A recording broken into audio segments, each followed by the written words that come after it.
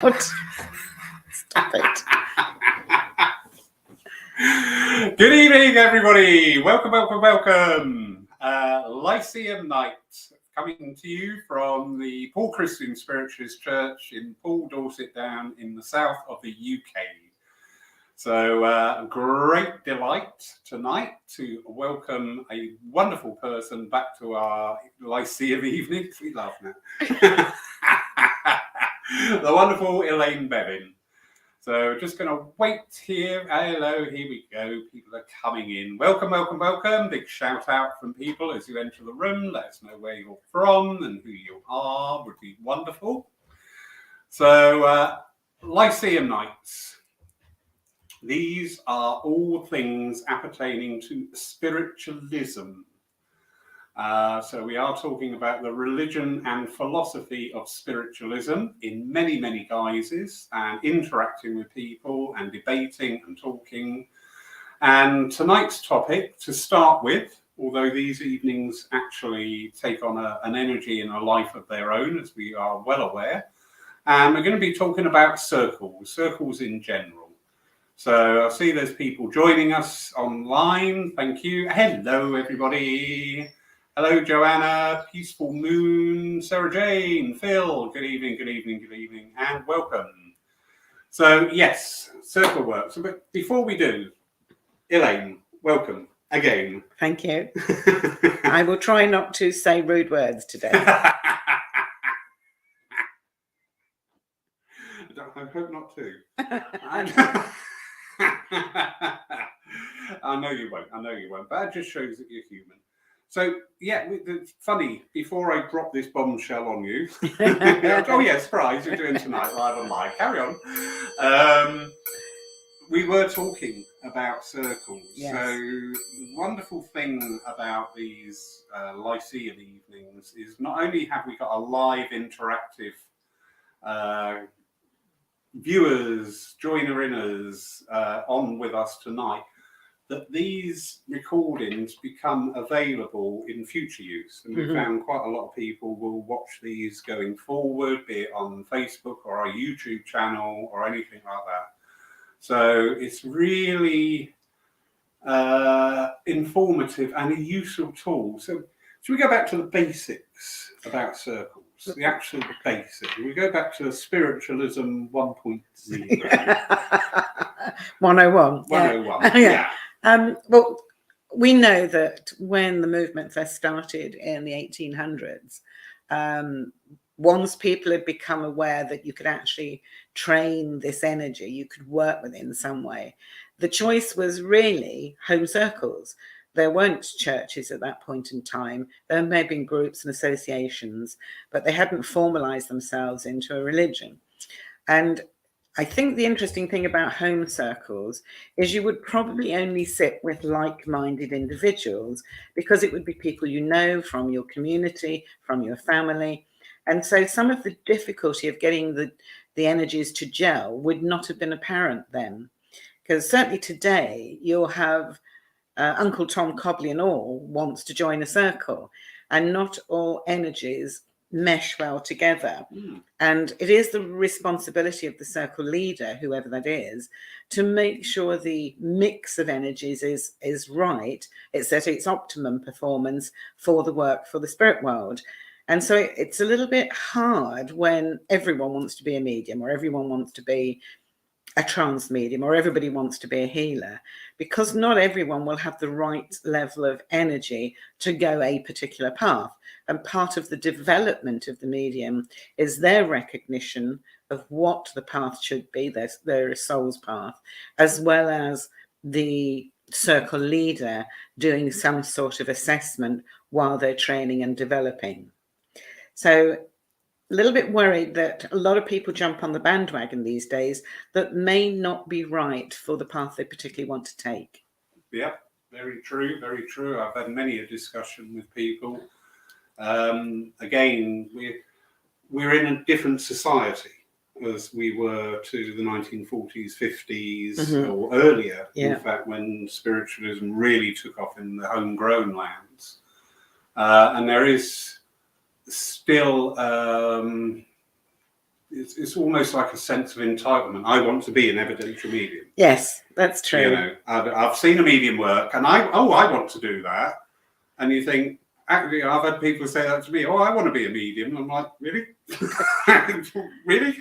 I don't think you do, love. No, and they come to circles for maybe 2-3 months and think that's it, I can give a message. Yeah. Not understanding that when you're working with that level of power, to maintain that level of energy for, say, a 45-minute demonstration takes a bit more than one message, dear. Either that, or it's going to be a very long message and a very bored audience. It's all about understanding how the energy works, external to the medium and within the medium themselves. But it's disappointing that people don't want to put in the level of commitment, the level of dedication, the level of time that the past mediums would automatically give in order to be the best channel possible for the spirit world. I mean, we have all heard stories of how long X sat to develop bank account numbers, or Y sat to get deep trance and materialization. These things don't happen in 6 months. Exactly. It's all about dedication. You know, the spirit world have got eternity to wait. If we aren't the best we can be in a year, so it's 2 years, it's 3 years, it's 5 years, it's 10 years. It doesn't matter to them as long as we are constantly progressing our understanding, we're increasing our spiritual intellect, we're becoming more aware of the energy and understanding the part we play, this contract that we have with the spirit world. Indeed, indeed. And also, sadly, a lot of the time, the thing about personal development isn't explained to people. Yes. You know, we have some people coming in with the wants, and actually their character and their very nature are sort of like so opposing energy to support what should be the most monumental and miraculous. Every message is a miracle. Yes, exactly. Every message is. It's not another badge on my shirt or another tick in the box. It's an absolute miracle. Yeah, because we're bringing 2 dimensions together to communicate through a method that we understand to a degree, but fully don't comprehend the extent of it and what it is capable of in its entirety. And there used to be an old saying, I don't know if you remember it, physician, heal thyself. Mm-hmm. There's a lot of mediums, a lot of healers that are still dealing with their own baggage, not realizing that impacts on how the energy works through us. We don't have to be living a life that's saintly and good, because very few of us are fortunate enough to get that. What we have to do is... Yeah, I can see your halos around your neck at the moment. We have to be aware that at times what we're going through impacts on the work we want to do, impacts on how close spirit can get to us, because we're focusing on material, the physical, the mental, the emotional. We're not focusing on the spiritual. And that's because part of our lesson is this life. It's learning to carry that spirituality into everything that we do, which is never easy, nor is it meant to be. Our soul is striving for that ascension, that understanding that although we are clothed in this short, fat physical body, within is a power that is beyond our understanding. Yeah, that is very true. And there's a statement here from the lovely Phil Shaw. Elaine, so right, read the time commitment. Takes years of development, which was given to our generation of mediums. Also personal development imperative to mediumistic expertise. Yeah, very true, Phil. And that is an angle that is often left out. This person, yes, you know, I've said to people, if you go on this path, you will change. Exactly. And not just change spiritually, you have to change physically, because we are acting as ambassadors for that other dimension. And one of the things we can't do is chat as if we're down the pub with the lads. That's not appropriate. Whatever our religion, we are in God's house and we are representatives of that spiritual path. And, you know, I remember hearing a medium who shall remain nameless telling a lady she was up the duff. And I was so taken aback by that comment in a public meeting, because there are personal things that if you have to bring them out, You need to do it in a way that's not offensive, that's polite, or you say, I'll come and talk to you at the end of the evening. Because at the end of the day, people come to us at a time of great need in their life. They don't want to be entertained. They want to be enabled to move forward in their life. Yeah, very true.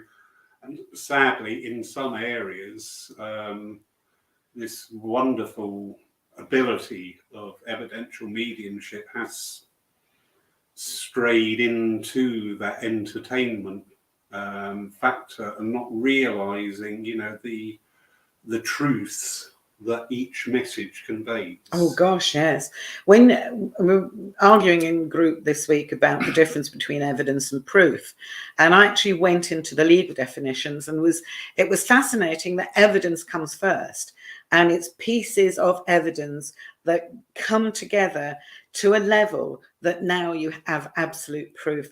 And I can't think of a better gift to give anyone in this world than the proof that the person you loved and lost is there, waiting by your side, waiting to reach out and touch you, waiting to remind you of the love and the life you've shared together. And for a parent, imagine having the proof your child is safe. Your child may be in another dimension, but will be surrounded by love and healing and light. How much pain will that take away from that parent's loss? We have a responsibility. We have a duty of care to the people that come to our churches. Yeah, very true. And not only are they there by our side, but they are also living a life. Yes, and we want to enable them to move on with their life. Yeah, and it's that part of the evidence as well. This is what they're doing in this life between lives as well. Yes. We were talking earlier, and so, people have this fixed image that Aunt Elsie, who used to sit in a wingback chair eating nougat, is still, in the halls of eternity, sat in a wingback chair eating nougat. Well, actually, Aunt Elsie is probably off out exploring things that we can't even begin to imagine. Yeah, I think sometimes, and forgive me if I offend anyone, I'm not going to swear. Not again. But I think the term religion is far too narrow because it depends on the programming someone has had in childhood as to how open their mind can be about progression of the soul from life to life, between lives, where the soul is ultimately aiming to go with its development, both in the physical life and its understanding of its development when it returns to that dimension. If you've had a very rigid religious upbringing, it can prevent you from being open-minded enough to take a concept that might feel strange, but examine it, work with it to the point that you think, okay, there is a grain of truth here, and now I need to follow that path for myself. Mediums are meant to sow the seed in order that people can then go on and reap the benefit of the harvest. Yeah, indeed. And I always say that when you are on that spiritualism learning pathway, it actually helps you to understand orthodox religions. Oh gosh, yes. And see things in a totally different light and go, you know what, that makes absolutely, now I can understand that was transfiguration. Yeah. That was a physical mediumship. That was all sorts. And you can actually go, oh, wow, yeah. And it actually strengthens that understanding, but at the same time, taking the shackles off as well. Yeah, because I think we are opening our minds more to, the cosmos, to dimensions, and understanding that the language of the time for whatever religion you're looking at limited how they could explain what they were seeing or what they were experiencing. And now with our very inquiring minds, our technology, with the fact that we're pushing back scientific boundaries, we can look at those things again and say, do you know, there's something in that. That wasn't a chariot of fire, but was it some sort of ball of fire, light or something, when an ascended being came to Earth to assist at that point in time? I've always felt that we are assisted as a race, as a species, when the time is needed by some sort of higher intelligence. I don't know if it's angels with wonderful wings. If I see one, I'll tell you, because I'm really looking forward to that. But there is and I won't say interference, but it's like there's a prompt from this higher knowledge to say, hang on a minute, guys, you may not be going the right path for your culture, for your species. Look again, think about it, take the broadest understanding you can, because every faith, every belief, every religion has in it a core, to me, that is positive. But not all the accoutrements around that core are essential. Some of them are tying people's hands, they're stopping them from thinking for themselves.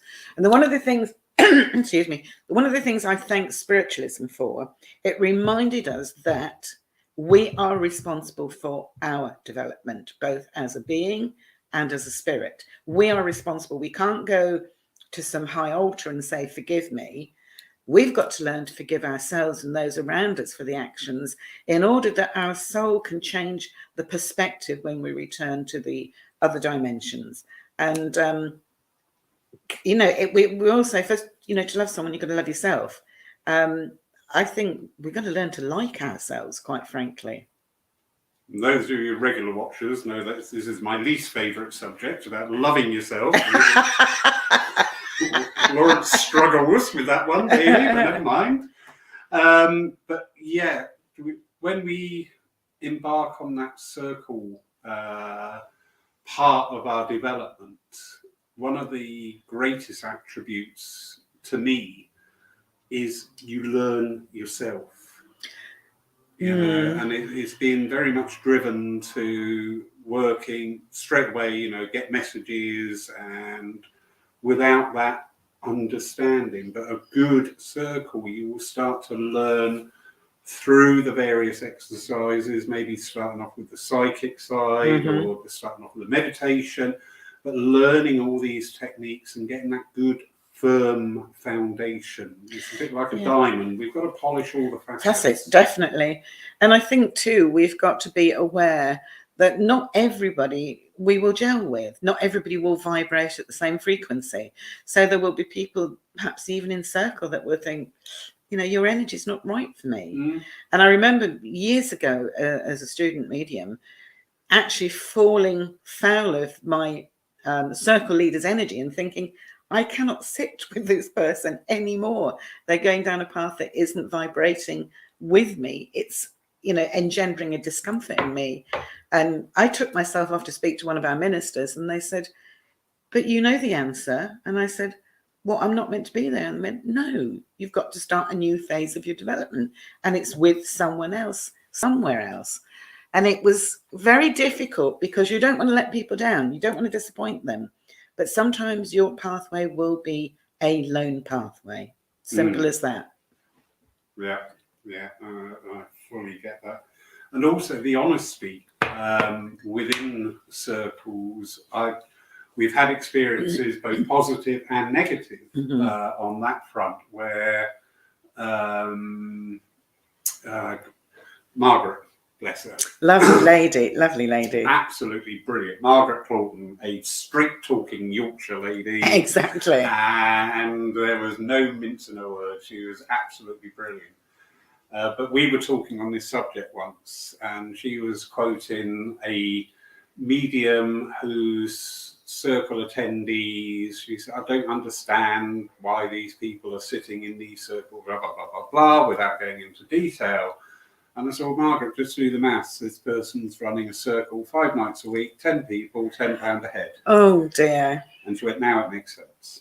Oh, that is so sad. Margaret was very much of the ilk. If you went to sit in her circle, and after a while it became apparent that actually your pathway lies in your healing mediumship, she would tell you. Yes. And she would say, this is it, this circle is not for you.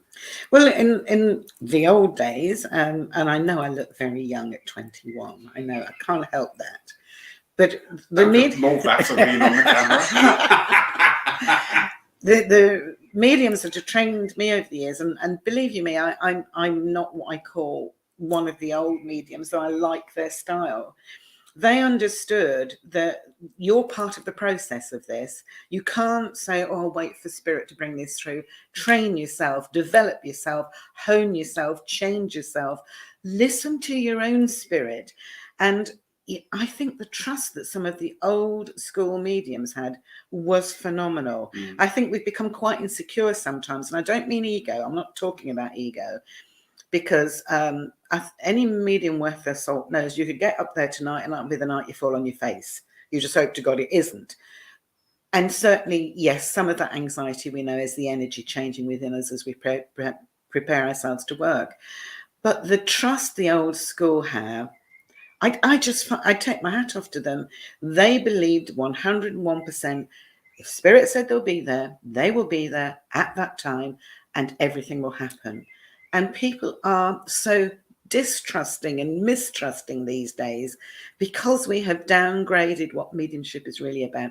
And it's not just the mediumship, can I say, it's the philosophy of the movement. I don't want to go into the religious bit, that's too narrow, but the philosophy about living, developing, enabling, growing. We keep losing sight of that, and give us a quick message and we'll be happy and we'll go on our way. That's not what it's about. This is a lifetime of learning and developing. And Elaine needs to shut up, I think, because you've got quite a few comments there. No, you're fine. That actually engenders something. I can only base the old school mediums on the ones in this area who I grew up with. But there was a great camaraderie between all those mediums. And a respect for each other. Huge. Yeah. And that's something we don't see so much. We tend to be going out working all the time, and we're not actually in our peer groups. Yeah, and I think something that Laurie's been saying to me for months now, we don't take care of our mediums. On one level, some of the mediums of the past weren't taken care of because they'd travel miles on a bus for a few pence. So there was a practical lack of care. But now people don't care for each other. For mediums having a bad time, we should be supporting each other. We should be respectful. You know, you don't want the moment you're tuning in before a service is someone knocking on the door saying, can I just come in for a quick nap? No, you can't come in. I want to talk to spirit at the moment. And afterwards, everybody says, oh, could I have your number? Or could, you know, forget that we're physical. Give us that time to be in that energy, to link only with the spirit world. Because to me, they're the ones that matter. Yeah. And I don't mean I don't care about humanity. I do. But if I'm not paying attention to the spirit world, I'm not going to be able to do the job properly for them. Exactly. And also, you know, going into our churches and centres who are keeping their vibrations to the best that they can be, because we can go in sometimes in the middle of, you know, the committee having an all-out warfare, or, you know, somebody's ex has just turned up in the congregation. I've actually been into a church when there's been healers physically fighting each other in the aisles, and I thought, physically fighting, and I'm thinking, what the heck's going on? I'm just gobsmacked. Do you not want to pick up from some of your comments? I'm sorry, I've just seen a mental image of some of our healers. That's great. Anyway, yes, as Elaine keeps pointing out. People want to feed back. Phil Shaw, sadly, concrete evidence is often lacking in platform mediumship. Generalization about alleged communicators is given prominence, which a lot of recipients accept because they are unfamiliar with the high quality of mediumship, which our generation were accustomed to from exceptional exponents like Gordon Higginson, Mary Duffy, Doris Collins, etc. This is why Elaine and Laurie are a breath of fresh air to watch. Oh, thank you. Yeah, thank you. What do you want? You have to come down and have a cup of coffee sometime. He does very good quiche. Well, that's funny because that's what we got tonight. Psychic. Oh, must be. But yeah, it's very true that. But funny enough, Jack, the other night we were talking about his visit to the UK. It's 3 weeks tomorrow. They're going to be over here. But just having a yes in the message is probably not good enough. You know, we go, yes, and we think, oh, thank God for that. Yeah, no, I like it when even the person you're giving the information to doesn't know. But the next week you see them, they went, I asked my mother and she was gobsmacked. Or I spoke to my husband, he said, Joe, that's his granddad. The things where people have to verify it gives me more confidence than every yes. Because I need to know, as most of us mediums do, it's outside my consciousness. It mustn't be my mind that gets involved. I'm just...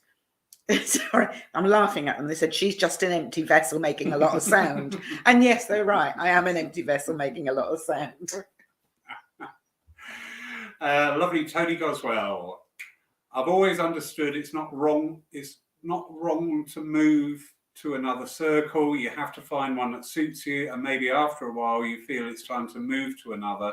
It's your personal growth. Yes, exactly. Yeah? Exactly. I sat in 5 different circles in my development, and these weren't throwing toys out of the pram. It was just a natural evolution.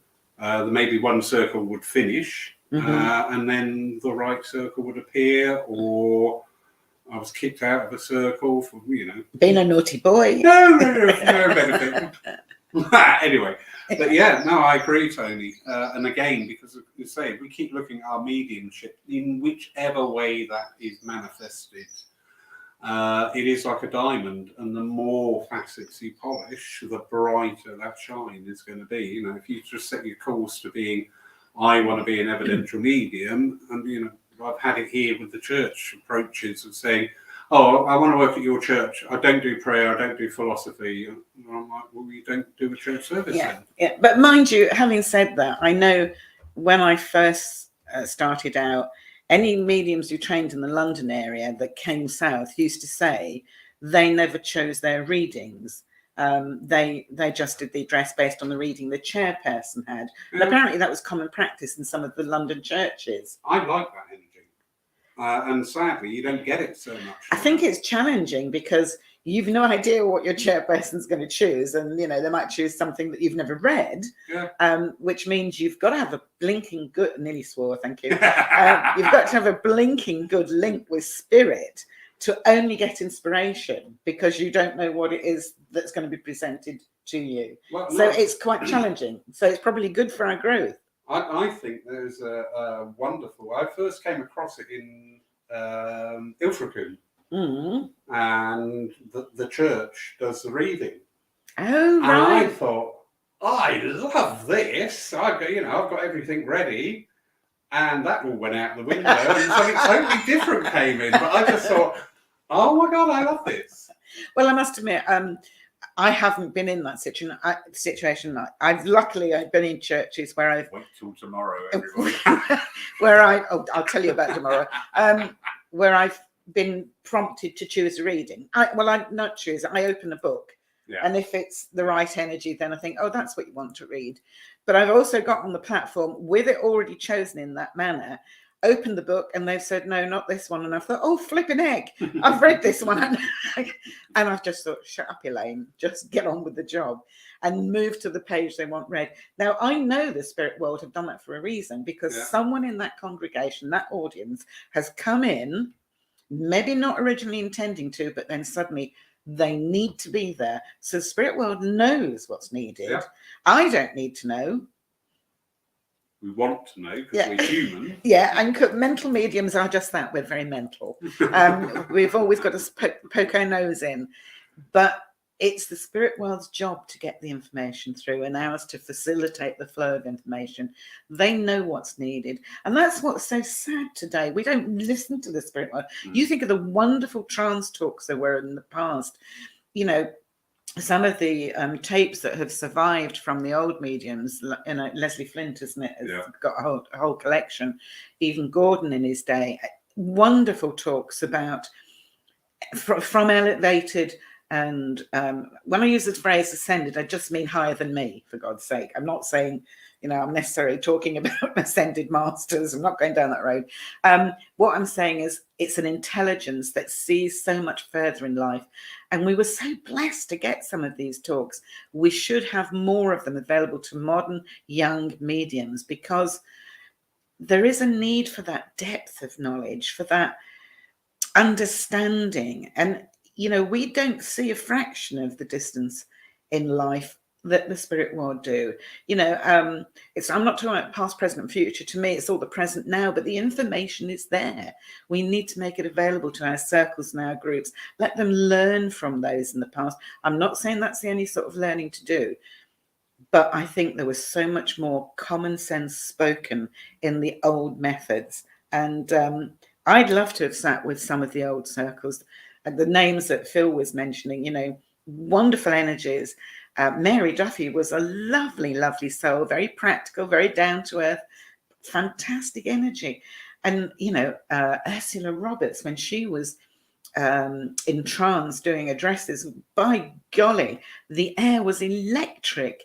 We don't need the nonsense that's talked about today. We don't need the sort of energy of mysticism or crystals or fairies.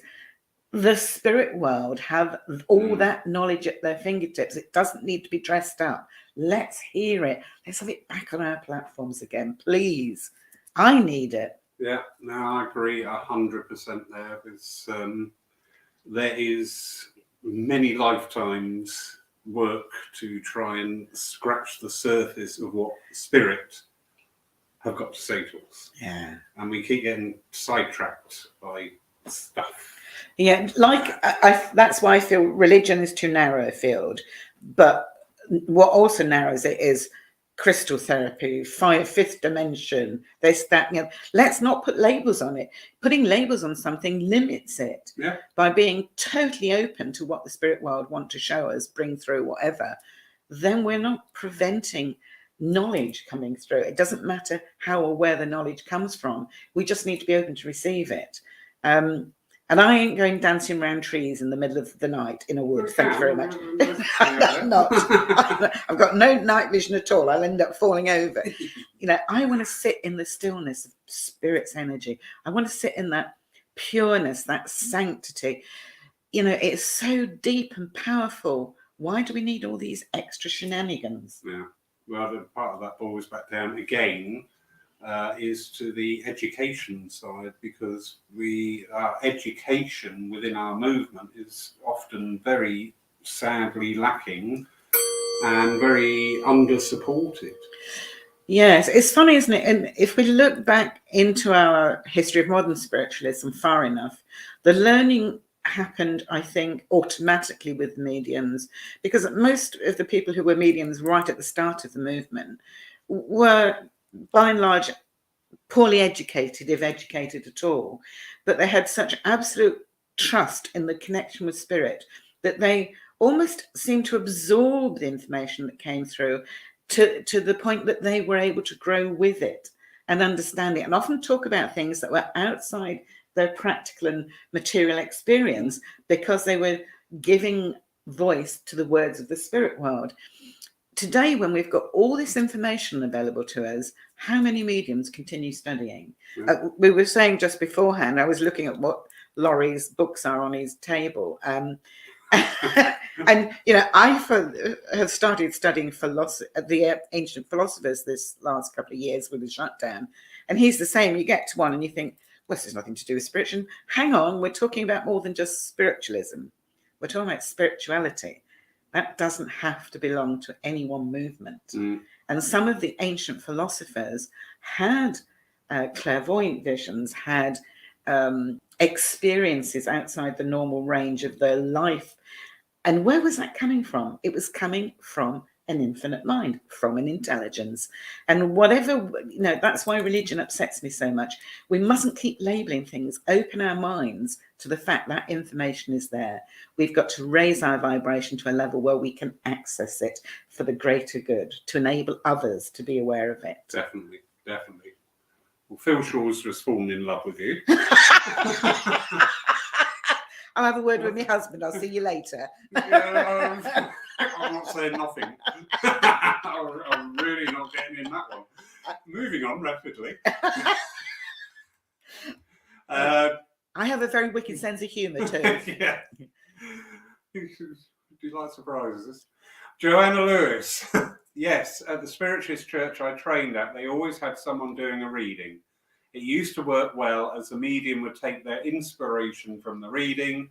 I believe it flows better and spirit are working at their finest, proving the intelligence of spirit. I love you, Joanna, because that is a phrase that we need to use more, the intelligence of spirit.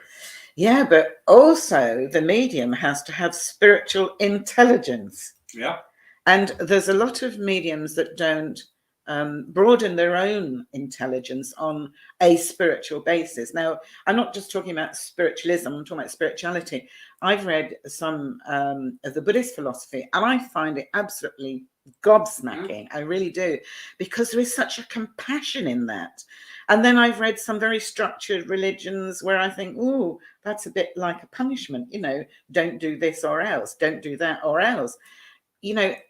Where we can find information that is compassionate and loving and is enabling, I don't care where it comes from. I don't care if it's a religion or if it's a philosopher or if it's some child's story. There's sometimes more magic on the TV, in the cinema, in a storybook than there is in our lives. And that magic is about how we interact with each other, how we care for each other.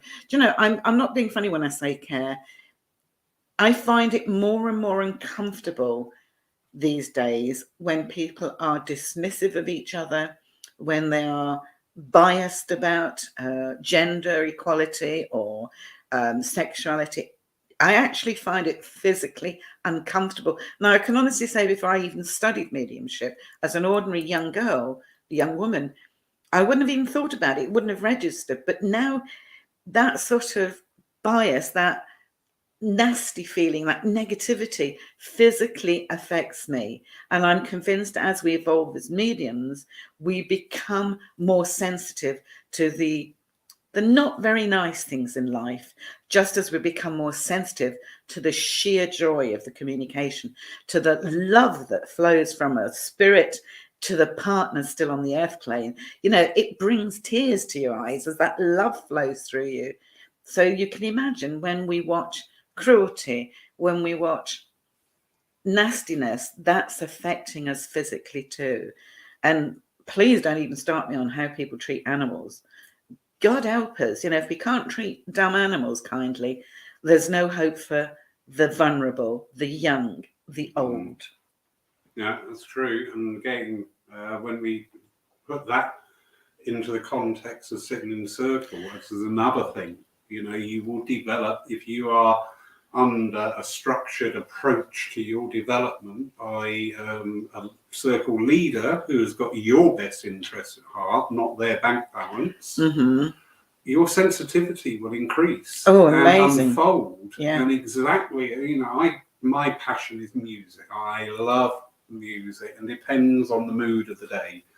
But I love a piece of music that picks me up and dances with me. I'm just in seventh heaven with that sort of music. For me, it's Bohemian Rhapsody. Oh, right. It's film scores. There's some brilliant film scores out there, and they're inspired. No, I know what you mean, because I got very interested in colour going back about 15 years ago. Some of it came from my career, because as a nurse going through the different stages of promotion, your uniform colour changed, your belts changed, the sort of hat you wore changed. And each one gave you a different feeling. Not just you had an increased knowledge base, but you had an authority that came with it too. And so I started to look at colours and the effects it has on the physical aura. And I've been fascinated about how we use colours these days without even thinking about it. You think about people, there was a time when all hospital corridors, for example, were a very soft green, a bit like this background, because we believed it was soothing as patients were taken on trolleys to the operating theatre. And children's wards would be bright, vibrant colours to distract them from sometimes unpleasant procedures. there is so much in the psychic aspect of our understanding that we're still opening up. Oh, yeah. And one of the biggest things is, who do you vibrate with? And I'm not just talking in terms of emotional relationship. The first time I met Laurie, he had been stitches, and I just thought, I like this guy's energy. And it's lovely when you meet other mediums that you have a similar vibration. You're not the same because our lives are different, but you can meet together on a level where there's no need for duplicity, deception, ego. You can just be yourself. Yeah. And circles must have that. All the members of the circle must attain that at some point, because that energy has got, the reason they're called circles is the energy goes round and round. It affects all of us. And I don't know how about you guys, but I've literally sat in circles where the energy started on the floor and it's come up like I'm sitting in a tank of water and it's going above my head and I'm thinking, whoa, when's this going to stop? And it's because you're gelling together, you're vibrating together, you've made that connection. And once we get that level of energy, the spirit world can do anything. Move mountains. Yes, I heard you, darling. Move a few mountains. I don't mind. Because we forget that phenomena, historically, biblically, was still phenomena. Yeah. And they needed energy in which to do that phenomena. Yeah. And that is so true. If you get that energy, nothing is impossible. And I know. We keep limiting ourselves. Some of it, we have that access. We can do it. Yeah. That's it. But the word is access, because it's not our energy. We're accessing the spirit energy. But I think you're right. I do feel that we are slightly insecure in modern times because of the way we are programmed from childhood.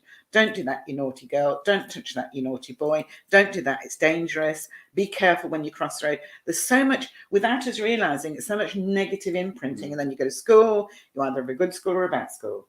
Then you go to work and you either have a good boss or a bad boss. And all this is having a psychological and psychic effect on us and our spirit. And I'm not saying it's all bad, but most of the time it has a negative connotation. And you're then spending your young adulthood striving to find the real you, striving to be what you're capable of being, whether it's through a career, through a marriage. On top of that, if you're a medium, you're striving to be the best damn medium you can be. Yeah. So we've got to be kinder to each other. We've got to look after each other. His phrase for the year, take care of our mediums. And we've got to be kinder to spirit, because, you guys all know when that love comes through that they have for us, takes your breath away. Takes your breath away. Yeah. And always say this, those who aren't working evidential mediums, often in our mediumship, we just get that sensation, when they say, oh, they're saying they love you, they're not actually saying that in our ear unless you are clairaudient. You just get that love whacked on you, and it's like, oh my goodness, wow, where has that come from? I know. The very first time I felt it made me cry. And it was the last message of a demonstration. I'm going back years, and it was an old lady. She was well into her 90s, and her husband came in so close. He literally took me over, and the tears just rained down my face. Because he missed her. I'll get upset now. He wanted to hold her again. He wanted to touch her again. And I had to go forward and take her hand just so he felt her warm hand again. That is love beyond anybody's expectation. And everyone should feel it. Yeah. Everyone should feel it. And all these things are achievable through proper training. Yes. Yeah. I mean, I'm getting carried away with the excitement of spirit. That's why I have to watch my language. But there's got to be discipline. There we go. Yeah, there's got to be discipline. And I don't just mean within the circle. The mediums have to have self-discipline. You all get mediums that will go out with their mates to the pub, have a few drinks, and their mates are going, give us a message, give us a message, give us a message. And so you're opening yourself up, if you do it, to the negative energies surrounding you, to the boozy energy. We have no idea whose energy we're picking up in those sort of environments. And if I say there is a sanctity to the work we do, I mean it in its broadest context. I am no angel. You know that because I've sworn on camera. I am very short-tempered, as most nurses who've held senior posts are, because I expect if I say jump, you say how high. But when it comes to working for spirit, they deserve our respect. And it is, to me, it's a sacred contract we have with them. They give us all that love and support. All they ask from us is a bit of time and attention. I think that's a damn good contract. I really do. There's a cat just walked across there, by the way, between the two chairs. I don't know who it was. Yeah, no, that is so true. We have, it's not a parlour trick. It's not something to be taken lightly and treated disrespectfully. It can make or break somebody, and including the medium. I think there's a need to recognise the impact we have on our physical bodies at times too, not just the emotional body, but we know that a lot of mediums develop health conditions because they don't particularly follow their own advice at times. But I think emotionally, when we're dealing with people who have had very traumatic lives for whatever reason, it does affect your own soul. You want so much to bring them some form of healing and upliftment because of the pain they're going through. But we have to understand that may not be right at that time in their life. It may not be that they're at that point in their pathway where that can happen. It may be they have to go through this pain. None of us know another's life pathway. All we can do is support as much as possible and enable where possible too. Yeah, no, that is so true. When we go back to circle work again, and it's the understanding, it's bringing. We're trying something here at Poole, which you instigated with your wonderful circle last year. Group. Sorry, I want to go on the circle. It's a group. All right, we just sat in the circle. That's a coincidence. Anyway. Yeah. Only because I didn't want to be stuck week in, week out doing it, as some circles are. Week in, week out, week in, week out. Meditation, what do you get? We wanted dynamic energy, didn't we? And you brought in that energy of going for a structured, progressive time, but a set time. And that really worked. And again, we're starting a beginner's circle here in July, the same format, not with Elaine, but with another medium. But that medium has produced this structured format for the 7 weeks that it's running. And I love that energy. I think that is, because I've sat in circles and it's like, what do you want to do tonight then? We'll meditate, yeah. Oh, you just think, well, actually, I want to learn because I've There's got to be some structure. There's got to be an objective goal for the medium, if not for anything else, because they need to get to that end point and say, okay, so where is my pathway taking me now? Is it actually diverting to healing? Is it diverting to trance work because I need to find the right trainer for both of those? Is it staying on this plane, but I need to be a bit more challenged? The sad thing about some circles, they literally become a weekly meditation stroke snooze. And I'm the worst offender. If I'm sitting there doing nothing, I will go to sleep. Being a diabetic, I'll sleep anywhere. And I don't like that. Let's give that energy to spirit and for a period of time, and then the spirit world will show them either how they feel or with the support of the tutor, what's the next phase? Where do I go from here? And it's not the tutor's responsibility to give you direction. I mean, I will be honest, any good circle leader and tutor should be able to tell if they have a physical medium in the circle from the energies they see in the aura and the chakra. And that was the sort of thing that the sort of assessments that were done historically. I remember dear Gordon Higginson saying that to me, that mediums were assessed to see what energies they already had present in their auric field and how deep that energy was. So they then were guided on the path they need to go. So don't come here and say, I'm going to be a trance medium if you haven't got the appropriate energy, because you can sit till the end of time and you won't get anywhere. And we don't want to waste your time. So we've got to have structure to what we do. And the other side of that as well is you want, I want to be a trance medium and sit and not get there. Yeah. Whereas actually, if I just sat to be what I am, which is a healing medium, the effects would have been astounding. Yeah. You know, but our single-mindedness, because, oh, no, I want to be a trance, or I want to be evidential, or, you know. And there are other energies that will work better just on the one-to-one basis to do just private readings, because they have the compassion, they're empathetic. I know private readings, again, were also pushed in the past to train you to build that link. But some people will be excellent at it, and others will do it, but it won't be their forte. It won't feel right for them. Yeah. So we've got to find the niche that not only they vibrate with, but where the spirit world wants the work done. Exactly. And I'd like to see more good speakers on the platform. Definitely. Yeah, I love listening to someone who's got that voice of spirit coming through them, and you're taken out of yourself. You don't even know you're in a church or a building anymore. You're lost in that power and that energy. That to me is the real gift of spirit.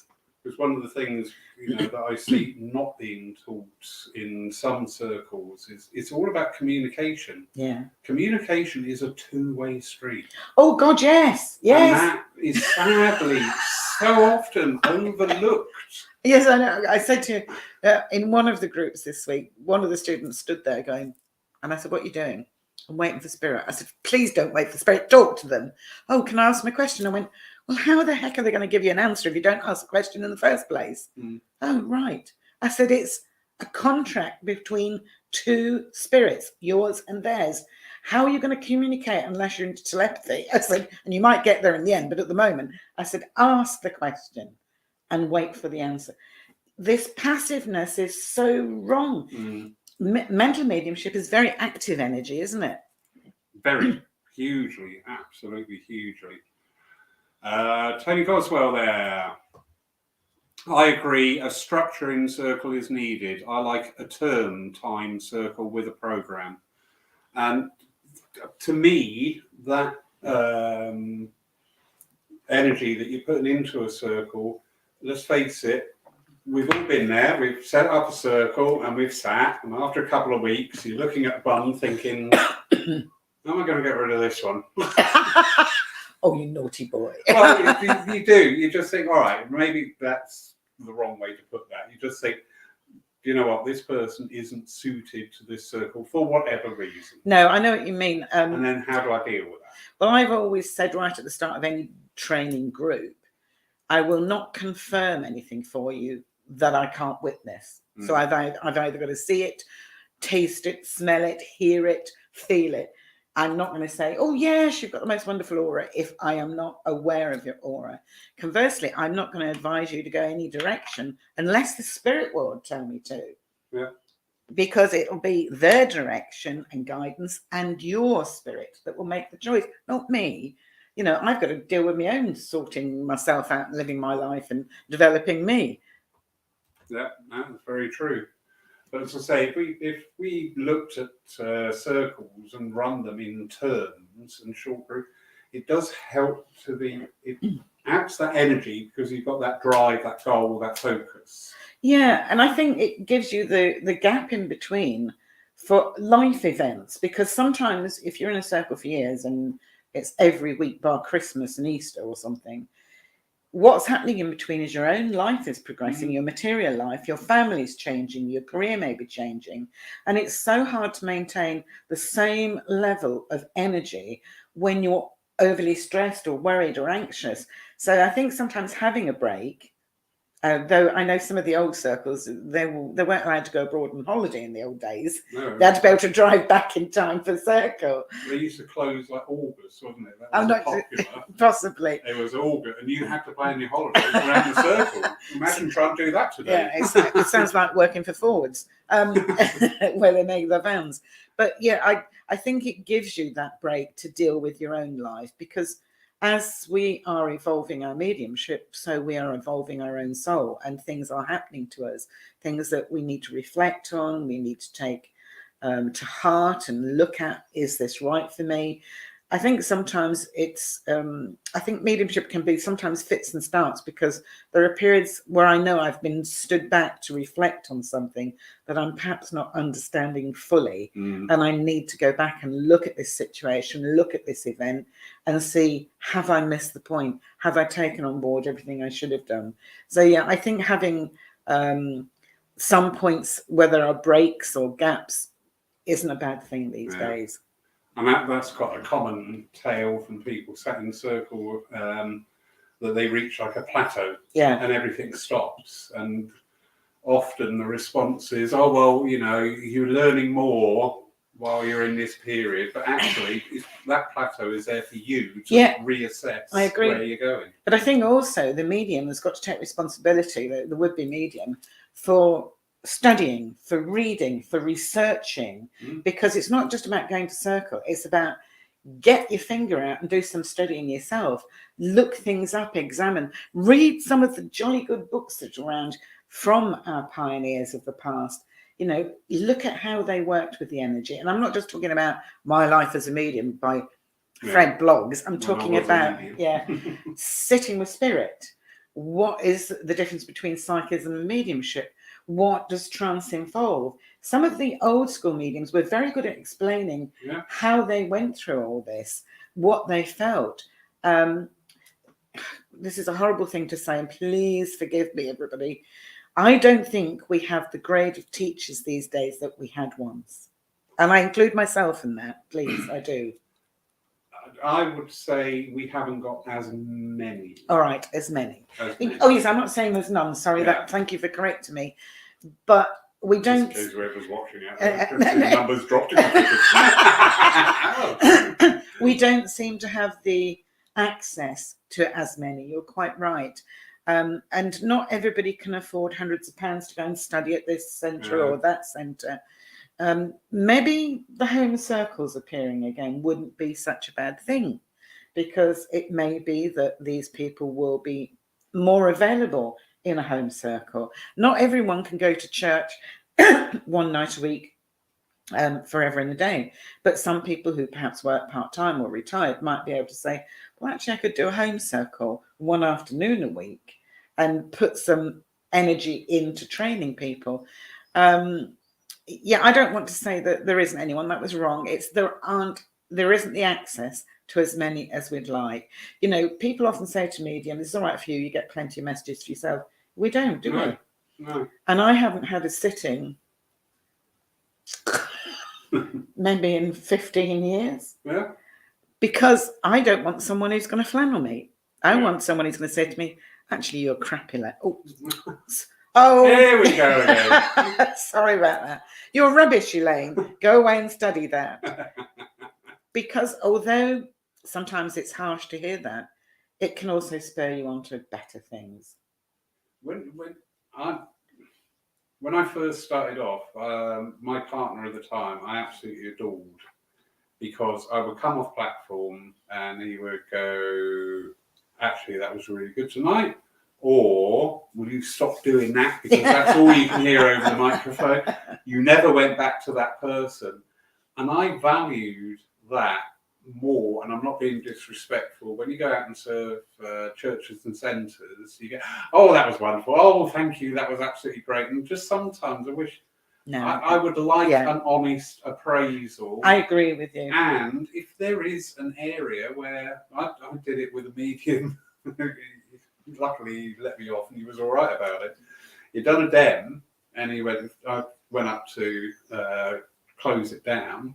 And he was, thank you, everybody. And I went, well, actually, you haven't finished. I said, because if you remember, you had a spirit that was not accepted at the back there, that he's still hanging around. He went, do you know what? You're right.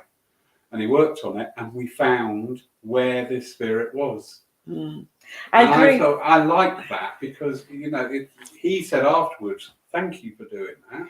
It would be nice to have that objective feedback from people we trust. This is it. It's having that. We have to be very careful, because I'm going to get hung anyway. You've already said crap.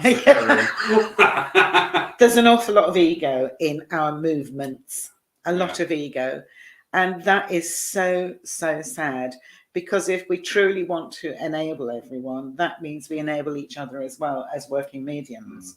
And I believe the spirit world wants us to enjoy what we do. It's not meant to be painful and sad, because the world is painful and sad. And I believe that the time we work with the spirit world, the time we're in communication with them, is meant to be a sheer joy. So we need to be able to trust each other. And when I say bad words, for you to be able to say, stop swearing. You stop bloody swearing. Julie Caswell, one of the Wombles, saying their home circle. Try that again. Home circle. Oh, I've been taken over. You should be. Our home circle came about because of lockdown. I'm not quite sure how to read that, Julie. I'll give you the benefit of the doubt there that was not when we were not allowed out at all. Moving on. But yeah, nice to see that the home circle appeared from there. And I think that home circles really can make a huge difference. The accessibility of them, it's just making sure that we're doing it in the right energy. Oh yes, with the intent, the right intent of. But it also takes us out of the politics of organised religion And spiritualist religion, because sometimes our own politics can go in. That's what I was thinking. You know, if you go to this church, you got to believe that. If you go to this church, you got to believe that. It's nice to see there are more independence coming in spiritualist churches, and not. Please don't think I'm anti any of them, but I think you have to think for yourself. It's my feeling, and if you're in a church, sometimes the rules and regulations really tie your hands on all levels, not just mediumship. Look at healing. Some days it's quite ridiculous what the hoops they have to jump through to be a healer. So I think I don't want politics in this understanding. We've only got to look at world politics to know nobody gets it right. So let's start listening to spirit instead of people on the earth plane who think they have a right to instruct us in a particular way of thinking. Yes, I agree totally. Joanna Lewis here. I tend to enjoy meditating daily as life can become very emotional, and meditation calms you down and enables you to think clearly and deal with situations calmly. It also helps with your spiritual connection and gives the angels time to help you to help yourself. Thank you for that. Julie Caswell. Thank you for that, darling. It's a family circle, 3 generations of our family, all above board as to lockdown rules. Lovely. The only reason I hesitated there, Julie, was because actually I was made aware of circles that did continue. And I was quite surprised through various restrictions, but never mind, we're not all like that. So, Libby Bellhouse, so you're going to love my answer, love. I would love to start a book study group and explore some of the philosophy experience of our pioneers. Well, then do it. It really is that simple. Actually, a lot of churches are a mine of information on old books that are now out of print and you couldn't get even if you wanted to. So it pays to, perhaps belong to 2 or 3 churches in order to be able to access their libraries. You can get some modern reprints, but I find the quality isn't, the modern reprints isn't as good as the original books were. And you've got to remember, although the books historically were written in the language of the day, it's the truth that they contain, the information that they contain that is important, not the language. Yeah, no, hugely. And also, I quite admire in the Spiritist movement, they are very big on having regular study groups. Really? Huge foundation part of their movement. And I think that's wonderful. And I know that they're very well supported as well. Well, it's funny you should say that. I'm not going to say where I went, but I went on a philosophy course in a centre belonging to a very big movement.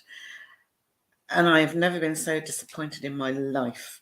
I went with 3 other mediums. We were all thinking, great, it's a philosophy course. Well, I think the spirit world must have taken a week's holiday that time, because I was incredibly disappointed. People who were supposed teachers, I didn't feel that they had studied their philosophy in any real depth. We had no deep trance mediums doing talks direct from spirit. And I just thought, it's obviously going to be a job I've got to do myself. Sit and read, get books, research, dig them out of old church libraries, because there are a lot of books out there.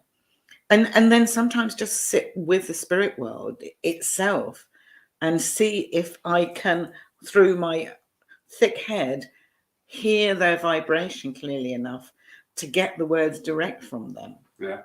Because sometimes I can't do things like automatic writing, but I can write incredibly quickly when they're with me. And then I'll go back and read it and think, actually, that answers something I needed to know. And I don't think, again, we practice some of these old skills that I couldn't, as I'm not an automatic writer, but even just sitting with the power of spirit to take down their thoughts, to feel what it is that we need to know about at that particular point in our life. All these things come into use further on down the line somewhere. Yeah. I have that occasionally. Something will just come through spontaneously, and I think, please keep that going. You know, I'm working next week. I want that to come out, because that was just beautiful. But yeah, when you get your own philosophy like that, that is absolutely amazing. So, anyway, I've got to get this young lady fed. Otherwise, diabetes is going to kick in. She'll start swearing and throwing things or something. No, one won't. Don't be mean. And is it dancing naked around the tree? No. I didn't say anything about naked. No, it's warm. Thank you, everybody, for joining. I hope we have entertained you. Yeah, and just, you know, the wonderful thing about these nights is we're engaging in this debate. We are talking about things and stimulating conversation and thoughts with people. We're putting the energy out there. Use it as you see fit. Yeah, and agree or disagree, absolutely fine. Absolutely fine, as long as it's in that energy of debate all the time. So have a wonderful evening, everybody. We're going to break open the sherry here. So we hope you've given you, whether you're watching live tonight or later on catch up on the various platforms. You know, this is the energy of spiritualism. It's about communication with each other on this plane. It's about debate. It's about experience and stretching the imagination. And brilliant night. Thank you, madam. Thank you. Didn't do bad. I didn't tell her to about 10 to 7. Oh, by the way, surprise! Don't come and stay at Paul Church. You have to earn your bed for the night. Oh gosh, yes. Oh yes. Anyway, everybody, have a wonderful, wonderful night. Elaine will be taking our Lyceum service tomorrow. And in the Lyceum service, instead of where we would have normally the reading followed by the address, we will have a piece on one aspect of the history of our wonderful movement of spiritualism. So it's a good opportunity to learn, and you can join in if you're in the area. We would love to see you. Doors open at 10:15 for 11 o'clock start. If you're further afield, you can watch live on our Facebook page for the Paul Christian Spiritualist Church. And later on, you can catch it up on our YouTube channel. And then later on, you may even get it on a podcast. Get it all digitized here. Wonderful. Is it catching? Yeah. Terrible. Anyway, have a wonderful, wonderful evening, everybody. Take care. Lots of love. Thank you for joining us. Thank you. It's been an absolute pleasure. And thank you, darling. Thank you. It's been wonderful. Okay.